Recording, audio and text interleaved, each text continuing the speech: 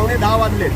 आम्ही वाड्याला चाललेलो आणि जाताना आम्ही इथे मुसाराणा फाटा म्हणजे कुरुस आणि अंबाडीच्या मध्ये काम चालू आहे इगल इन्फ्रास्ट्रक्चरचा वाडा भिवंडीचं, ते बघायला थांबल्यावर धक्कादायक माहिती समोर आली की या ठिकाणी 2 तासापूर्वी डंपरने आणलेलं कॉन्क्रीट टाकलेलं आहे समोर आणि या कॉन्क्रीटची डेन्सिटी पूर्ण संपलेली आहे। या कॉन्क्रीटचा मध्ये पूर्ण ड्रायनेस आलेला आहे, कोरडा पडलेला आहे आणि इथे एक माणूस, नाम क्या, शिवदयाल नावाचा हा बिचारा माणूस, याचा काय दोष नाही, हा लेबर आहे। याला सांगितलेलं क्या करते ते आप, याला पाणी मारून ते भिजवायला सांगितलेलं आणि भिजवून ते कॉन्क्रीटच्या पेविंगच्या खाली ते घुसवायला लावलेलं। म्हणजे एवढं निकृष्ट काम मी बघितलेलं नाहीये की सुकलेलं ड्राय झालेलं निकृष्ट दर्जाचं कॉन्क्रीट टाकून वाडा भिवंडी रस्ता बनवला जातोय। आम्ही 1 महिन्यापूर्वी आंदोलन केलं, उपोषण केलं आणि फक्त आम्हीच बोंबलायचं का? तुम्ही लोक सगळे निगरगट्ट झाले, तुमचे संवेदना संपलेले आहेत, फक्त प्रमोद पवार आणि त्याच्या सहकार्यानेच बोंबलायचं का?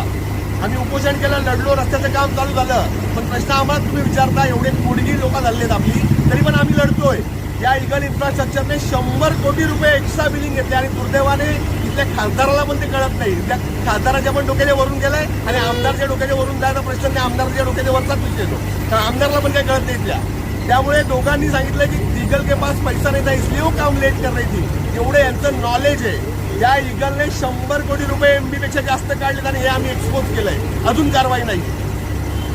लोक दोष देतात आमदार खासदारांचे, चुकीचं देत नाही की हे फक्त निधी मंजूर करण्यापुरता नाही तर त्याचं सुपरविजन केलं पाहिजे, त्याच्यावर लक्ष ठेवलं पाहिजे। कोट्यावधीचा निधी आता वाया चाललाय, चिखलात चाललाय, हे काम निकृष्ट आहे, हा रस्ता टिकू शकणार नाही। मी आता इगल इन्फ्राला इशारा दिलाय का हे पूर्ण उचलायचं, हा निकृष्ट कॉन्क्रीट उचलायचा आणि नवीन कॉन्क्रीट ज्याची डेन्सिटी चांगली आहे, दर्जा चांगला आहे ते टाकायचं। जर यांनी उचललं नाही तर इगलचं काम बंद करेल। काय गुन्हा दाखल करायचा तो करा, आता सांगाल सरकारी कामात अडथळा आणला, अरे तुम्ही अशा पद्धतीचं काम कराल, असं निकृष्ट काम कराल। 800 कोटीच्या निधीचा हा चुथाडा आहे, 800 कोटी निधी चिखलात चालला आणि बोलतोय कोण? फक्त आम्हीच बोलतोय। जे बोलत नाही आणि आमच्यावर बोटं दाखवतात ना त्यांनी स्वतःच्या तिथं आत्मपरीक्षण करा।